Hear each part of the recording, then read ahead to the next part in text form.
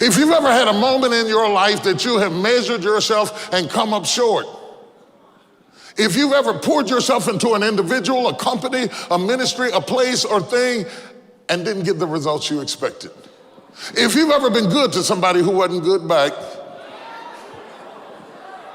this message is for you. If you've ever given your best to somebody and they act like it wasn't nothing at all,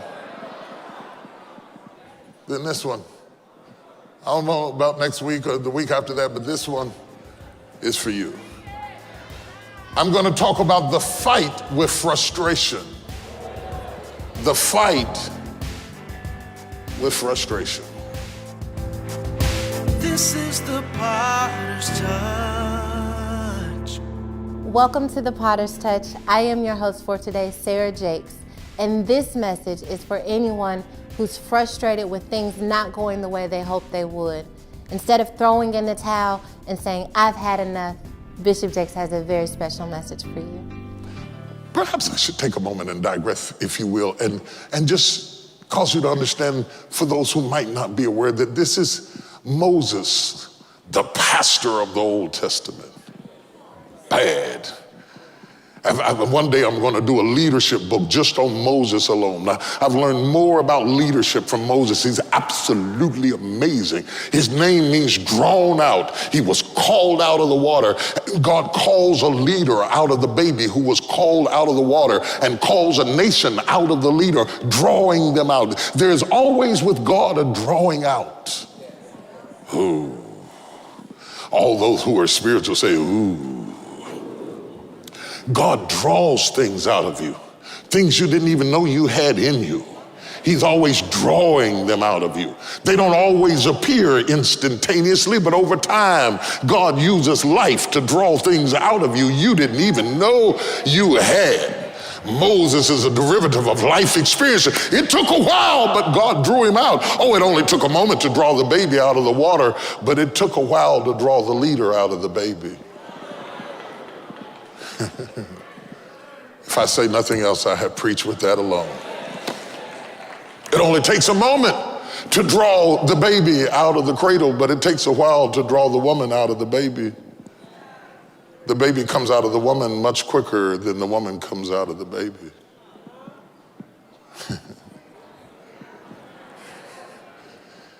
She's in labor.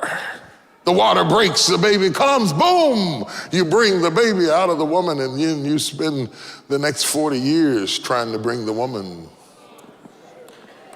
out of the baby. I suggest to you that all life is a delivery room, constantly drawing out of you things you didn't even know you had in you.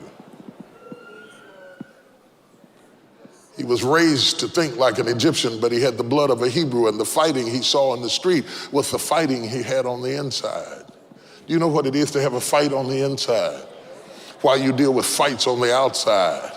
It is easier to stop the fight on the outside than it is the one on the inside. He kills a man and stops the fight on the outside, and for 40 years, the would-be prince is now an outlaw running from what could have been his heir apparent. Now he runs into the wilderness, not even a slave, but a runaway convict hiding from justice.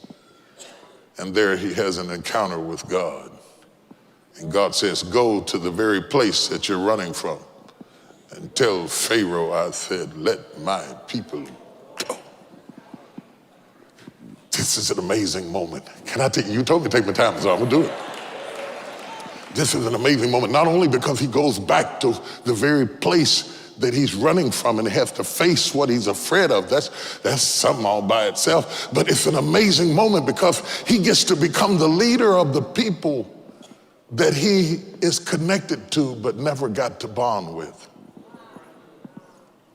It's like getting your family back. It's like making your cultural connection. Moses comes back to Egypt to lead his people out of Egypt. There's a personal investment here because now he's connected with his brothers. Brother, oh, God is such a great idea in the mix with my people. It's a great idea. connected with your culture. It's a wonderful thing. Feels good in theory. Sounds amazing.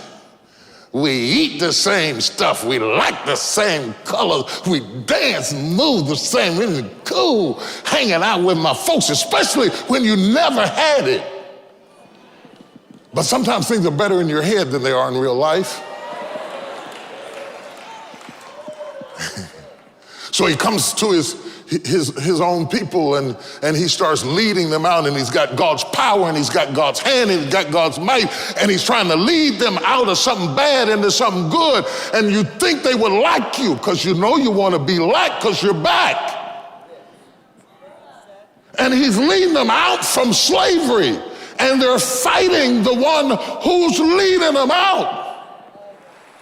Moses has been dealing with these nincompoops for 120 years. Ooh, did I call them nincompoops? I don't even know how to spell nincompoops, but it felt good to say that.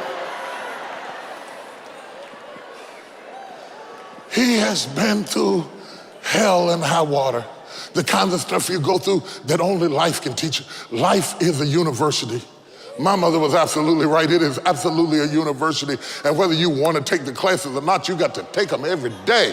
Life will teach you some stuff. He has been up and down. He's been around and around and around. They've been through snake bites. They've been through famine. They've been through pestilence. They've been attacked by the Amalekites. They've been through hell and high water. And he's been through all of it. A whole generation of them died in the wilderness.